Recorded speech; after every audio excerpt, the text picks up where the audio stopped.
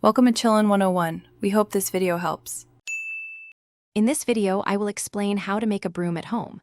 Making your own broom is a rewarding project that allows for customization and sustainability. We'll start by gathering all the necessary materials, focusing on natural fibers for the bristles and a robust handle for durability.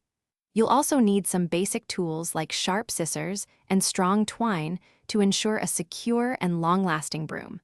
Let's get started on this fun and practical craft. Now that you have your materials, let's prepare the broom bristles. First, cut your natural fibers to a consistent length, usually around 12 to 18 inches, ensuring an even sweeping surface.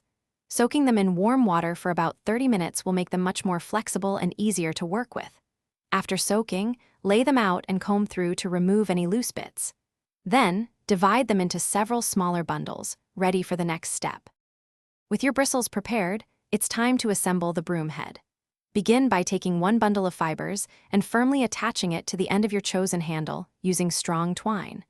Work your way around the handle, adding more bundles and overlapping them slightly to create a full and dense broom head.